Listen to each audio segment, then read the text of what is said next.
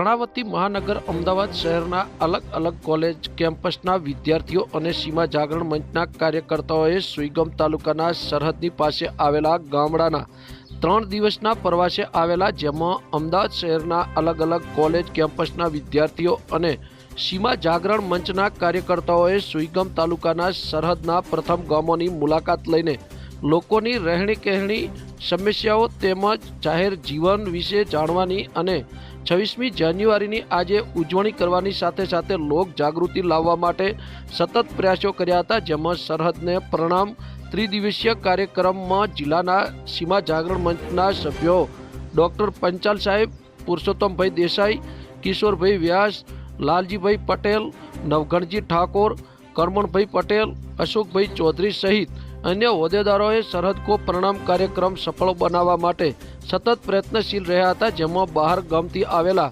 સીમા જાગરણ મંચના કાર્યકર્તાઓ પણ ઉત્સાહિત જોવા મળ્યા હતા। બ્યુરો રિપોર્ટ, બનાસની અસ્મિતા, ભાભર, સુઈગામ, બનાસકાંઠા। સીમા જાગરણ મંચ આજનો આ કાર્યક્રમ સરહદની અંદર આવતા જે પ્રથમ ગામ છે ભારતના, એ પ્રથમ ગામના પ્રવાસે અમે બધા નીકળ્યા છે। એટલે પ્રથમ ગામમાં જે લોકો રહેતા હોય, કે ભારતના છેવાડાના ગામડાઓમાં લોકો કઈ પ્રકારે રહી રહ્યા છે તે છે, તો આપણા બધા જિલ્લાઓ અને આપણા મહાનગરપાલિકાઓ કે બધા સુરક્ષિત છે। એટલે ભારતની અંદર આવતા પ્રથમ ગામડાના લોકો જે પ્રકારે રહી રહ્યા છે તેમની સાથે અમે આ 26મી જાન્યુઆરીનો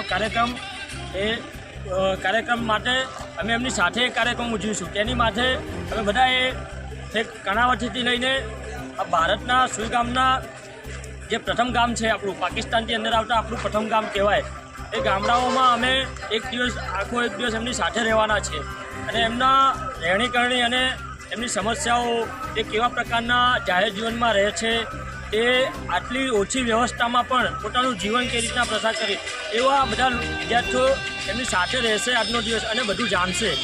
અને કાલ સવારે જે ધ્વજારોહણ થવાનું જે સ્કૂલમાં પણ અમે સહભાગી થવાના છીએ। તો આ એક આખો કાર્યક્રમ સીમા જાગરણ મંચ તરફથી થવા જઈ રહ્યો છે। તમે કઈ સ્કૂલમાં સામેલ થવાના છો? એટલે અમે બધા કોલેજના વિદ્યાર્થીઓ છે। કર્ણાવતી મહાનગર એટલે કે અમદાવાદ શહેરથી બધા અલગ અલગ કોલેજના કેમ્પસોના વિદ્યાર્થીઓ અહીં આવેલા છે, બધા સીમા જાગરણ મંચના કાર્યકર્તાઓ છે।